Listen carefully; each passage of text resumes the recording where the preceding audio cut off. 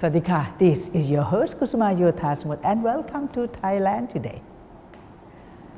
Her Majesty's Queen Silikate of Thailand is known all over the world not only for her grace.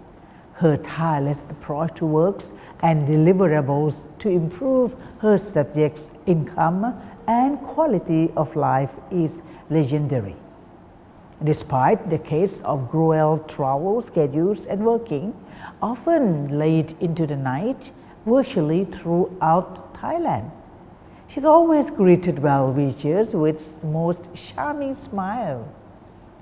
Thailand Today is very honored and very glad to have ท่านผู้หญิง Porani Mahanon, Her Majesty's Deputy Private Secretary, to relay her experience working with Her Majesty as we try to peek into the life of our beloved Queen and the mother of all Thais.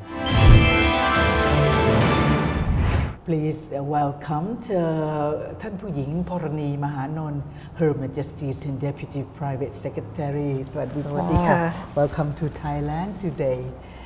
Well, can you brief us? I want to go straight to Her Majesty's work. Can you brief us about Her Majesty, the royal work in general, please? Yes, at first I have to say that Her Majesty the Queen's work and activities started out because she had accompanied His Majesty the King to visit the people around the country for the past 50 years because His Majesty was reigning for 70 years. This is his 70th year already on the throne.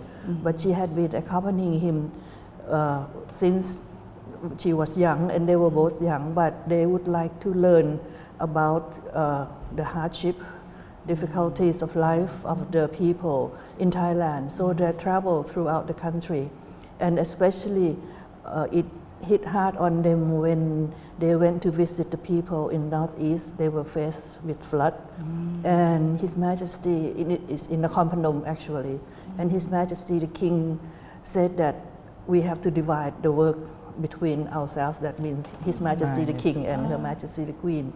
He said he will take care of the head of the family with the irrigation project or with the soil, which kind of rice seed, because we are agricultural country, which kind of rice seed would be suitable for that particular area of the country. That's why he established like a research center in Jeddah Palace where the residence is. And so I will take care of the head of the family. We cannot help them in such situation like drought or flood by giving them an amount of money and then the problem wouldn't go away. We have to help them in the long run. We can help them with things that would relieve them of the suffering at the start, but then in the long run, what could we do to help the whole family? So Her Majesty the Queen took upon herself this duty of helping the rest of the family, like the mother and the children. For the children, she would ask if they would like to continue on their study because they are poor. What they would do is that aside from the problem of drought or flood, they would go to the poorest area of the country and try to help the rest of the family. For the young children, she would ask if they would like to continue on their education because sometimes they finish their compulsory education and they stop helping the farms, or they, in such a problem, they will go to Bangkok to seek works.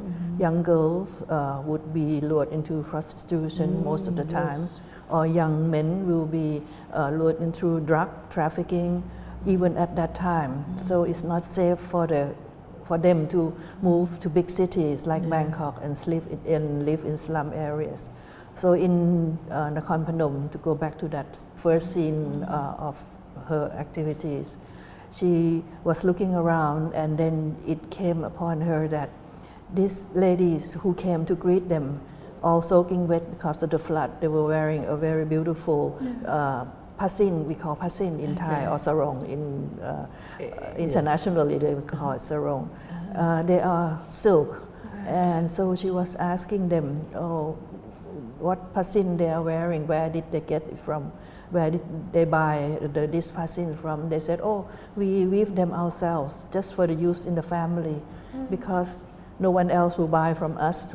We, the elderly generation, know how to weave, and the younger generation, they don't care about weaving. They said, oh, to wear this is old-fashioned. It's only for the elderly, and they would rather wear jeans and T-shirt and work in the factory.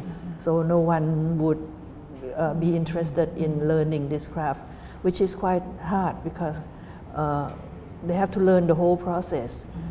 But that inspired Her Majesty. She said, oh, this is beautiful, and it would be a shame to lose all this identity of the Northeastern craft in weaving, silk weaving especially. So she asked them if they would continue weaving this, and she will buy this silk from them. And she kept her promise. And the weaver said, oh, what are you going to do with them? It's only us villagers who wear this. You are the queen. Would you be wearing that? Who would imagine that the queen would be wearing the same silk as the villagers? She said, I will wear it. Wait and see. So she went back after the flood and sent her private secretary and her assistant back to buy this silk from these ladies, and asked them to weave some more, a longer length of silk, because they only weave short lengths only for their use. And she said that she will start to encourage more people to weave, but we need more silk. So she sent the silk that she bought from the villagers for designers, first Thai designers, well-known Thai designer, to design the silk for her. And after they can weave more silk, and she has to go abroad. So she asked the world famous designer like Pierre Balmain to work on it for her to be able to bring this outfit made with hand-woven Thai silk for foreigners to see. So this is the way she started out the project. It was a pilot project first to see if she could rather persuade the younger generation to join the project by asking these ladies to become teachers. So she started out this project on the palace ground. There were only like 12 weavers to try on the project. And since it was a kind of craft that was able to transfer to other generations, and she needs to give them a lot of incentive, because if they weave, they learn how to weave, they have to learn how to plant the mulberry trees, to get the leaves to feed the silkworms. And once they develop a cocoon, they will have to learn how to boil the cocoon before they cut themselves out and become a moth, and it will be all wasted. And then they will have to learn how to extract the silk thread from the worm, from the thickest. The outermost part would be thick, the thickest is like raw silk. The middle part you can use to weave the silk that you can wear in everyday life like this. And the innermost part is, we call it mai noi.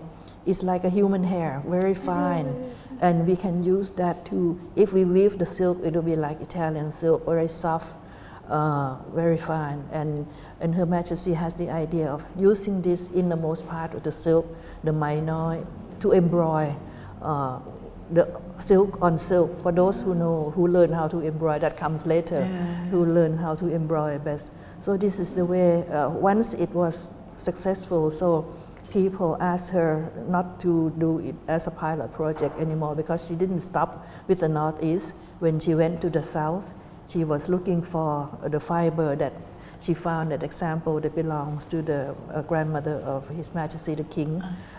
It's a kind of box that is made with a special kind of fiber that would last so long without being eaten by moths.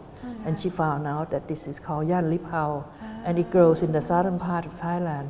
So when she went to the south, she looked for this kind of fiber, and she found them in the rubber plantation. And the owner of the rubber plantation would like to get rid of them because they consider them weeds to get rid of. And she can find them in the forest in the south, because this kind of plant grows in the part where it rains like 8 months a year. So she rented the whole plantation and asked the poor in the south to become members of the project to collect this weeds and have the people, the elder people in that area who knows how to weave this yan li pao, the fern vine, around a rattan. We have a rattan, and then you can weave it any shape. So from weeds, it becomes something valuable, and then people who join the project, they don't have to abandon their rubber the occupation in rubber because they can do it very early in the morning in rubber, and then they had nothing to do during the day. Sometimes they will take the cattle out and let them graze, and then they sit under the tree to wait. So instead of sitting doing nothing under the tree, they can do this yan li pao fern vine basketry, because the tools that she asked them to use are the old kind of tools that had been they had been using for centuries. Old kind of tools, so they can take it anywhere, because the equipment or the kit that they make this yan li pao, you only need like the cover of any kind of lid and punch the hole from the biggest hole to the smallest hole. For the yan li pao, you just take the stem, dry. It had to be an old stem. It's straight. It comes in three color: black, brown, and beige. And you split the stem into three, and then go through all the holes until it becomes very fine, like a human hair again, to weave it very smoothly. And for the elderly whose eyes are not too good, they cannot do the very fine work. It can be thicker. They don't have to go through all the holes, and could be something big that is, but is sellable in the market also. So Her Majesty found that this raw material from the south can be made into a craft that is already been forgotten, to revive it, and the people who join the project are able to earn enough income, because as soon as they decide to join her project, and she set up a foundation, it's called the Support Foundation of Her Majesty the Queen, people could contribute to it.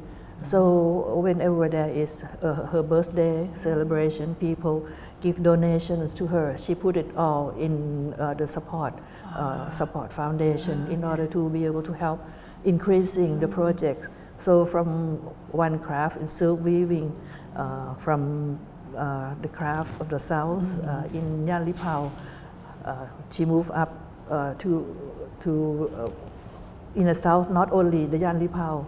She found that the Muslim ladies, who are the majority of the people in the south, they are good embroiderer. The only thing is that they embroider by using the sewing machine. So she said, why don't you try your hands on embroidering with your hand? Because embroidering with the machine, anyone can do. It doesn't give you much income. But if you embroider by hand, it is much more valuable, and people, not everyone can do it. So she asked them, they said, we don't know how to do it. So she said, don't worry, if you join the project, we'll send a teacher to teach you. So wherever she goes, in the north, in the south, in the northeast, because she's there along with His Majesty the King, they stay like 2 months in each place. In the north, it's like 3 months.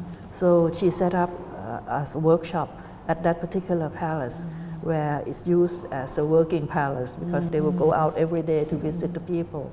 And when she interviewed the poorest of the poor in each region, she will accept them into the project to see if they are willing to learn, because this is not like giving the money for nothing, but they have to devote themselves to learning.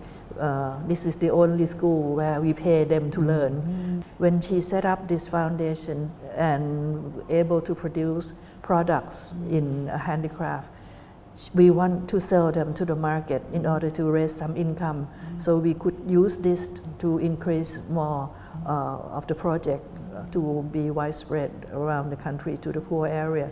She said we have to be able to make things that is competitive in the market. She doesn't want people to buy out of charity. Then they will buy only once, and then that's it. And they don't make any use out of it. It has to be, the quality must be good enough. or the price must be according to the quality. For the newcomers, the price cannot go up high to sell in the market, but we will give them a high amount of money because the rest is like charity for them to be able to sustain the family. But then if they improve, they will get more money. And then she was hoping that one day if we have enough weavers in one village, people will go there and buy directly from the weavers, which happened now already in the Northeast. In many villages, there are good weavers and people will go there, tourists will go there and then see how they live as weavers, see how the whole process of silk weaving from start to finish, and then they will buy the finished product. And that her dreams come true. And for those who work in silver, also in the north, there are some villages that concentrate on making silver objects that they learn the technique from Her Majesty's project. So support project started out from one, now we have 23 handicrafts that we taught to the poor around the country. Many of them didn't go home because we asked them to become teachers in the workshop because we have limited number of teachers. The older generations are no longer with us. Some of the craft like we call damascene is an inlaying of gold or silver wire into the metal surface. We had only one teacher in the country when we started the project. So Her Majesty asked Princess Mahachakri to go and convince this 70-year-old gentleman who is knowledgeable in this art, the one and only, to come and teach or transfer his knowledge to the newcomers, because he was so depressed at that time that no one knows this art anymore and they're not interested, because it's an art that used to decorate the handle of the sword or the lance for the king to go to war with. But since we don't go to war using these weapons anymore, so there's no need to learn this craft. So she said, no, we don't produce sword or lance anymore, but we can adapt this technique or this art to other things.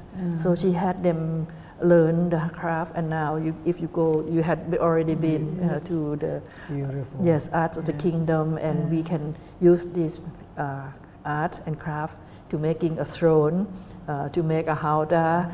We can make everything out of it to show and compare it to the art of making a gold yellowware objects that you have seen already. So silk weaving until all these 23 arts is the result of Her Majesty traveling and accepting the role of trying to find the income to sustain the family throughout the hardship. And it worked. That's why people are encouraging her to do, continue doing it and enlarge her project to other areas also. And she is very proud of her people. She said Thai people are talented. Their inner ability is there. We only need to give them the opportunity for them to learn and show their inner ability. You've been working very closely to Her Majesty. So what did she mean? Her Majesty is working so tirelessly, and her work has been so much well known. So what is it like when she's working? She is most happy when she is sitting down on the floor in a small table this height, a long table, and interview the poorest of the poor who will come and sit opposite her. She will be sitting on the floor, and then she will talk with them like friends. They don't need to use any court language, because she said this is like they consider us like part of the family, so there is no protocol, but they will trust her completely and let her know of all their sorrow, all of their family life, what happened to the family. She will spend a lot of time talking to them to see what their problems are and how could she help them with this problem. And she will bring a lot of samples from the support projects to ask if any of them would like to join the project to do this. At first they would say, oh no, how can we do this? We don't know anything. We have learned any of this craft. She said, don't worry, the people who made this have never learned, have no knowledge, prior knowledge in this either. We all start from zero. But if you like to join, we'll take you back to the palace with us. We'll take good care of you. When she went back the next year, we all take pictures of these people with sad eyes, and sometimes they cried and let her know the problems, because they said that she can be trusted with all their problems, but sometimes they cannot trust other people with the problems. They don't know if it will backfire on them or not. So after she continued seeing this person and they had been joining the project, they went back and take the knowledge back and do it at home and presented her with the homework, which is better quality, and they get the award in a higher amount. And after a while, they came and report to her that they used the money to get back the land that they had already lost to the money lender. Because during the hardship, when the crops fail, they don't have any one to lean on or anything to lean on before the support project. So they went to the money lender, and then eventually they cannot pay back and lost the farmland to the money lender. Now, after they joined the project, able to sell the products, they were able to get the money back, to get the farmland back. And the next year they said, oh, we can buy a buffalo to till the land now. And she would be giving them like chickens or ducks to raise. And she will talk to them like friends, what do they eat for their meals, and do they have any problems with finding things to cook. And they would complain to her that we used to be able to find fish in the ponds nearby or in the river nearby. But since the increase of population, there were not enough fish to go around. So she would ask the people from the fishery department who would be nearby to ask if next day she would come would release the fish into that pond or that particular stream, because she said fish is very good to the whole family, for the brain and for the health. So release more fish, and she would ask them, which kind of fish would you prefer, which is your favorite fish. So she would release them and increase more food source for them. So this is her happiness. She can stay as long as she need to. She said people will travel for days sometime to wait to meet her when she arrives. So if the people are not taken care of with the help that she could be able to give, not only herself, but she will ask her ladies in waiting. They will set up the same kind of group, interviewing people to see if they would like to join which kind of craft. You do the same thing. If they are not all helped, then she won't leave. So she can stay on the floor from 2 o'clock in the afternoon until 8 o'clock at night or 9 if necessary. And she said, oh, this is my happiness, that I would be able to help them. She'll be missing them now because she had to go there. So interesting, and unfortunately our time fly. When talk to you, because it's half an hour has gone very quickly. We needed to come back, Tan Pu Ying, to talk more about this, because she's been to foreign countries, and also the people like to hear that. But our time is up, and we'll come back to it. So Thailand Today would like to thank Tan Pu Ying Thorani Mahanon to Her Majesty Queen Sirikit for sharing with us untold stories about Her Majesty, her working style, and her love and concerns for Thai public that truly warm our hearts. Thank you for coming here once again. You're welcome. Thank you for watching Thailand Today. I'm Kusumario Thaswat, and hope to see you again tomorrow. สวัสดีค่ะ